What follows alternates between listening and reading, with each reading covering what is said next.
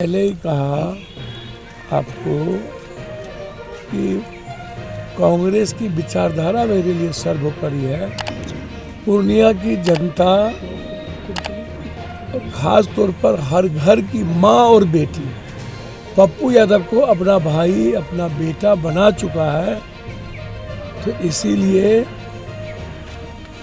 निर्णय कभी नहीं बदलता। और एक ही बार मैंने कह दिया है कि दुनिया छोड़ देंगे, पूर्णिया नहीं छोड़ेंगे। लोकसभा चुनाव के पहले चरण की सीटों पर नामांकन का आज अंतिम दिन है और बिहार के विपक्षी गठबंधन में अब तक सीट शेयरिंग की गुत्थी नहीं सुलझ सकी है। ये बात अलग है कि पूर्णिया से आरजेडी ने बीमा भारती को सिंबल दे दिया है चुनाव लड़ने के लिए। आरजेडी कांग्रेस को सीट देने में भी हिचक रही है, तो वहीं कांग्रेस लालू तेजस्वी के खिलाफ जाने का साहस नहीं दिखा पा रही। क्या बिहार में कांग्रेस के लिए आरजेडी का साथ मजबूरी बन गया है? लोकसभा चुनाव के पहले चरण में बिहार की 4 सीटों के लिए 19 अप्रैल को मतदान होना है। इसके लिए नॉमिनेशन का आज अंतिम दिन है और विपक्षी इंडिया ब्लॉक में सूबे की 40 सीटों के बंटवारे की गुत्थी है कि सुलझने का नाम नहीं ले रही है। लालू यादव की अगुवाई वाले राष्ट्रीय जनता दल और कांग्रेस के बीच सीट बंटवारे पर बात ऐसी फंसी कि पटना से लेकर दिल्ली तक बैठकों का दौर रात चलता रहा, लेकिन समाधान सामने नहीं आ सका। ऐलान का इंतजार अब भी है। खैर, ये बात अलग है कि पूर्णिया से बीमा भारती को आरजेडी ने अपना उम्मीदवार बना दिया है। लालू यादव ने उन्हें अपना सिंबल सौंप दिया। सीट शेयरिंग को लेकर जारी रार के बीच कांग्रेस हाईकमान एक्टिव हुआ और मंगलवार की शाम बिहार विधानसभा में विपक्ष के नेता तेजस्वी यादव के साथ पार्टी नेताओं के साथ बैठक हुई। इस बैठक के बाद यह कहा जा रहा है कि बुधवार को किसी भी वक्त विपक्षी गठबंधन में सीट शेयरिंग का फॉर्मूला सामने आ सकता है, लेकिन चर्चा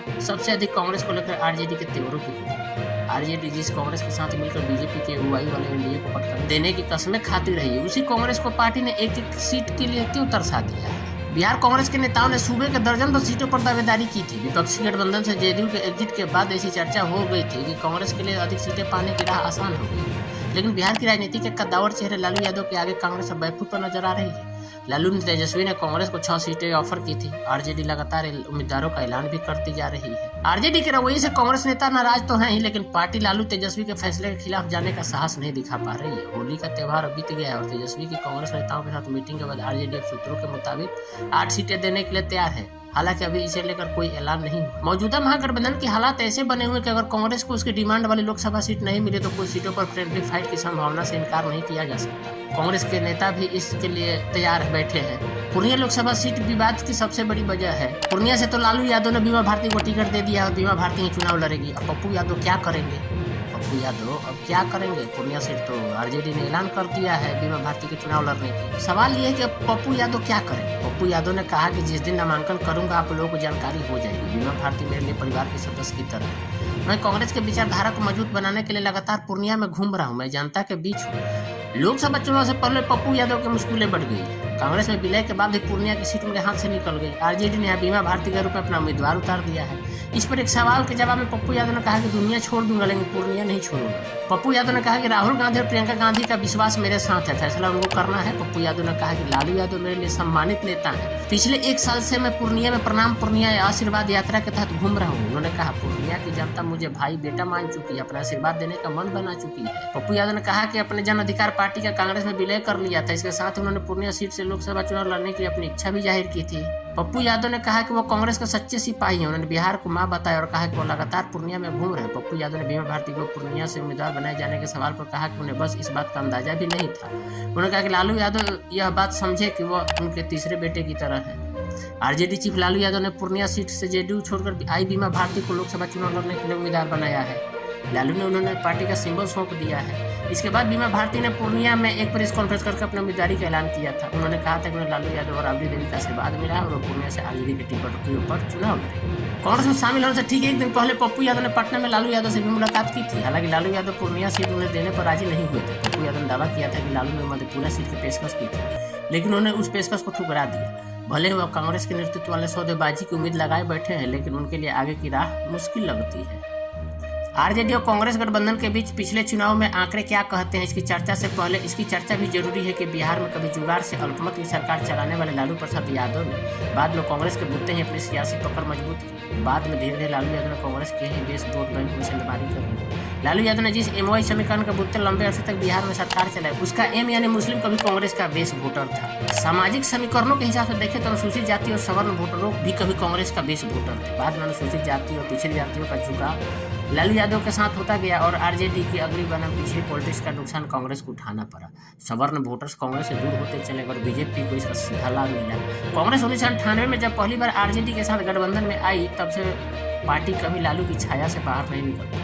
कांग्रेस अकेले चुनाव लड़ने उतरी भी तो उसका अपना प्रदर्शन खराब रहा था कि जिससे उसे गठबंधन की ओर लौटना पड़ा। बिहार में कांग्रेस की स्थिति और अतीत देखकर कहा जा रहा है कि आरजेडी उसके लिए मजबूरी बन चुकी है। अब आरजेडी जो कहेगी उनको मानना पड़ेगा। पहले ही कहा आपको कि कांग्रेस की विचारधारा मेरे लिए सर्वोपरि है।